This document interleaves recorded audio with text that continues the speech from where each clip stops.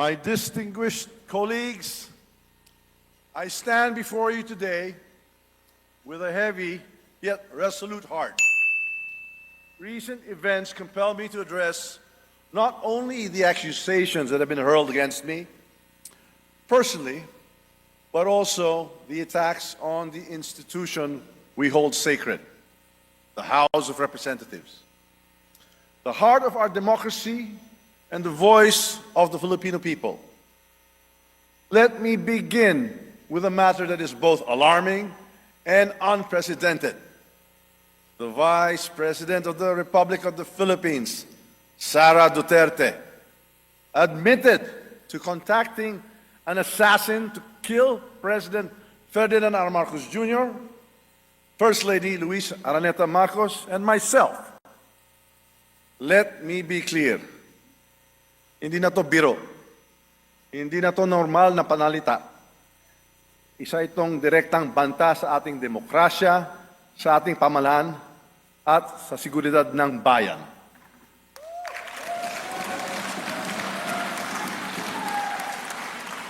Such statement is not just reckless, it is dangerous.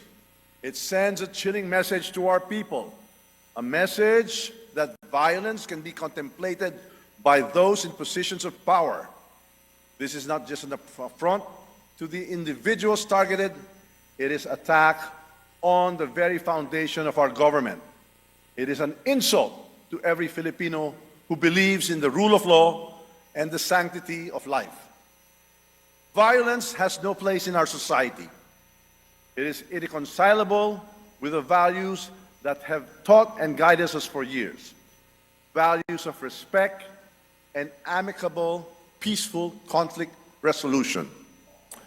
We cannot let this pass as mere rhetoric. The gravity of such confession demands accountability. It demands answers. It demands that we, as the representatives of the Filipino people, take a stand to protect our democracy from any and all forms of threats.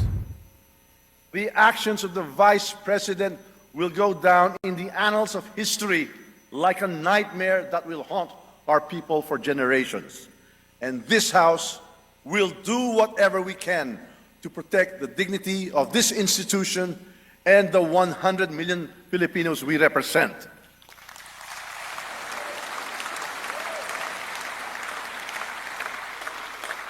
Now, let us address another serious matter. The Vice President's unfounded and baseless accusations that I am plotting to destroy her because of alleged political ambitions for 2028 elections.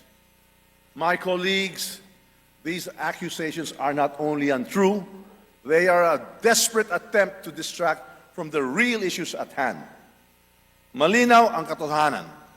Ang trabaho ko bilang speaker ay maglingkod, hindi manira. Ang politika na paninira ay hindi kailanman naging bahagi ng aking prinsipyo.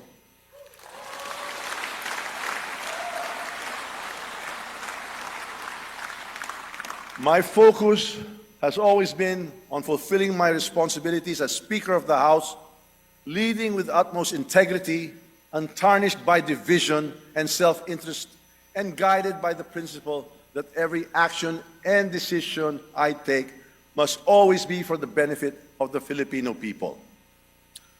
These unfounded accusations are not just about me. They are an affront to the House of Representatives. They are an attempt to erode public trust in this institution, to sow division, and to create chaos. We choose unity over division, dialogue over conflict, and cooperation over confrontation.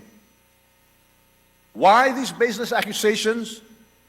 The answer is simple: to divert attention from the mounting evidence of fund misuse under her leadership at the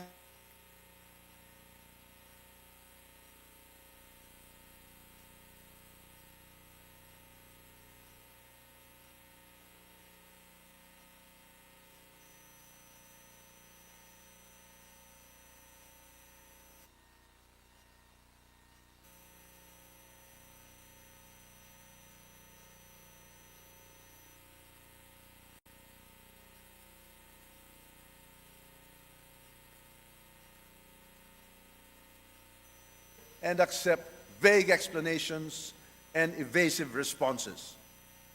Kung wala kang itinatago, bakit hindi sagutin ang mga tanong? Karapatan ng taumbayan na malaman ang katotohanan. Hindi ito personal. Ito ay usapin ng pananagutan at tiwala ng taumbayan.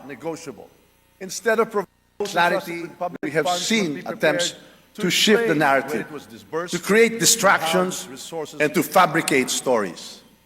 But let me remind everyone that truth is resilient. No amount of noise can drown it. This House of the People is a sacred institution. It is the embodiment of the people's will, and its dignity must be upheld at all times. Ang Kongreso ay sagrado. Ang mga patakaran at seguridad dito ay hindi nilalabag. Ang paglabag sa mga ito ay kawalang galang sa taumbayan ng ating pinaglilingkuran. Disrespect for the protocols, security measures, and leadership of this institution is not just a breach of rules, it is a breach of trust. To mock our protocols, to defy our orders, and to malign our leaders is to disrespect the Filipino people who elected us to serve. This House operates on the principles of the rule of law, transparency, and accountability. These principles are the bedrock of our democracy. To undermine them is to weaken the foundation upon which our nation stands.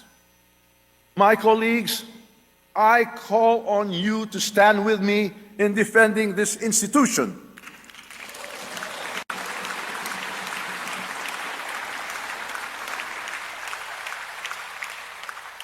Ipaglaban natin ang dignidad ng Kongreso. Ipaglaban natin ang katotohanan. Ipaglaban natin ang ating demokrasya.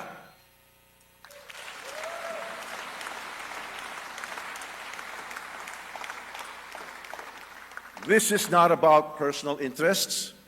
It is about preserving the integrity of the House of Representatives and ensuring that it remains strong and a credible voice for the Filipino people. To the Filipino people, I assure you that this House will not waver in its commitment to transparency, accountability, and service. We should not allow individuals to ruin this great nation with their manipulative tactics, their troll armies, or their few blind followers.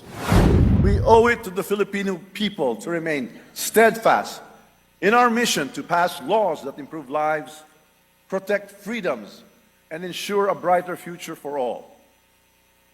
Finally, I reaffirm my unwavering support for President Ferdinand R. Marcos Jr.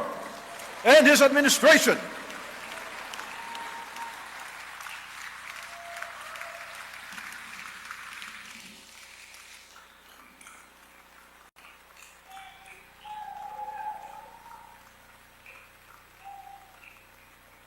Together, we will continue to advance the reforms and policies that will lead us to economic recovery, national security, and a more equitable society. Ang laban na ito ay hindi tungkol sa akin, hindi tungkol sa inyo, kundi para sa ating bayan at sa kinabukasan ng bawat Pilipino.